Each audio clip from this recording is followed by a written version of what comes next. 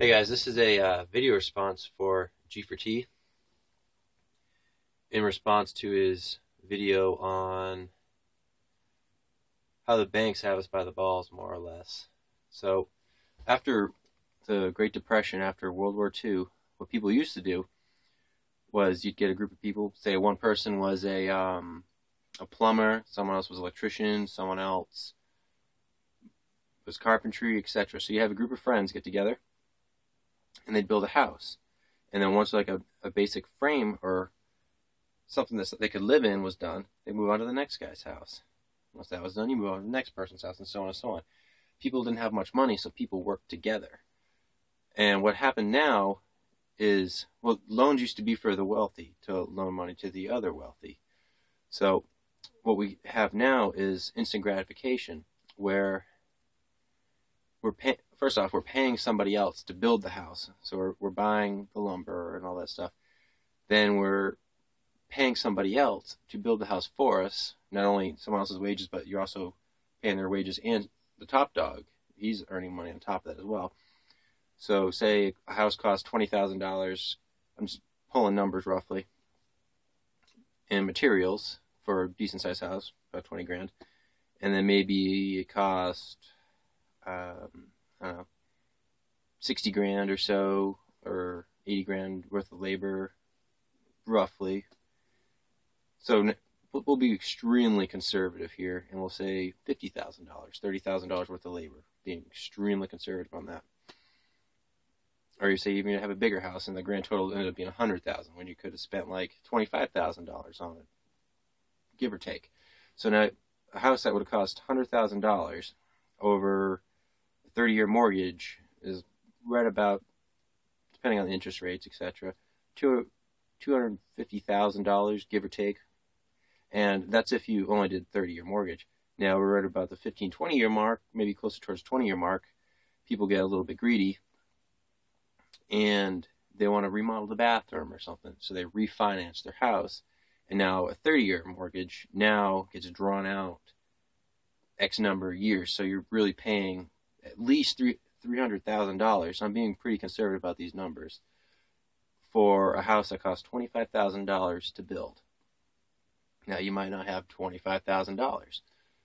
I don't have $25,000. But what I can tell you is I saved up enough money to buy an RV, and I live in the RV now full time. So instead of paying somebody else for a place to live, I bought an RV, and I almost live for free. Almost. The first house I had, it was a 3-bedroom. It was 2 living rooms. I had a home bar, full-size kitchen, big backyard, and nice front yard.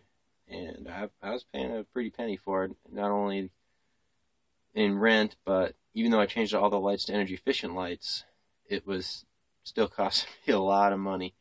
And I lost a good amount of money living there. So then I went to a smaller house. I thought that was the option. Pretty similar to what G4T says, is living within your means. So then I moved to a house that was a 2-bedroom house, and I still had all my energy efficient lights and stuff. And I put most of my stuff in like a side bedroom for storage, and then I closed off that room, and then only heated and cooled my bedroom, the living room, and partially the kitchen. So that I saved a lot of money doing that. So what's the next step? Being single now, I bought an RV, and I live in here by myself. And it's actually really comfortable. I could have a lot more people in here if I wanted, but for me, this is more than comfortable. You could do something similar. Maybe you meet some farmers or something like I did. Maybe you work out a deal where you work on the farm for them for lot rent. So you could have your lot rent free. You pay only your utilities. For me, I actually changed out all my lights to LED lights. I'm going to be doing a video on it coming up soon, but these are all LED lights. They're high-powered LEDs. There's actually 2 in here. The light frequency is about 3,200 degrees Kelvin. I'll explain that in another video. It's not a big deal. But this only uses 6 watts of light, and it has, I think, this probably putting off 550 maybe close to 600 lumens. Lumens is just a measurement of light. So I have it here, there, there, and then I just bought 2 other LED lights up there. I'm rambling, but I'm going solar soon, so I'll be saving money on electricity. I'll have free electricity within a couple years, save up more money. But I'm rambling. If you want to be more self-sufficient, though, seriously consider downsizing everything that you have. Instead of paying somebody else money, like paying to rent a house, consider buying an RV or get the smallest possible place that you possibly can and live comfortably in it. I mean, I had a big house and it just felt kind of wasteful. I got a smaller house and I actually felt better about it because I'm reducing my carbon footprint and I'm saving a lot of money, mostly the bank. The bank was the big payout for that.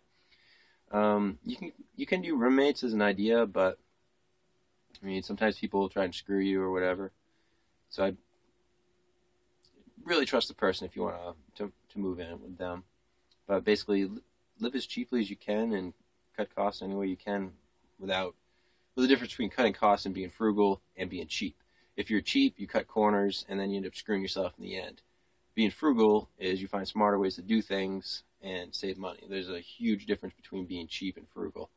I'm frugal, whereas I have a really nice car. I saved up and I bought it in cash. I've never taken a loan except for a college loan once.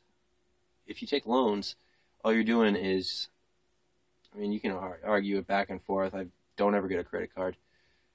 Because if you get a credit card, the interest is going to screw you over in the long run. It's better just to save, go without for a while, and save it and buy it in cash. You can usually get a much better deal. Like I bought my car, I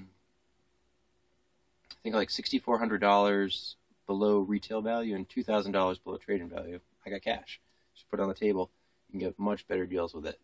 But I'm rambling, and I wanted to give a shout out to G4T, and I'm really glad that there's other people out there that are spreading the information, and it's really invaluable. This can save our country, I believe, at least free us from the chains of big corporations and banking systems. So G4T, thank you for spreading the word. We need more people like you, and I greatly appreciate it. I'm sure everyone else that's watching this appreciates it as well.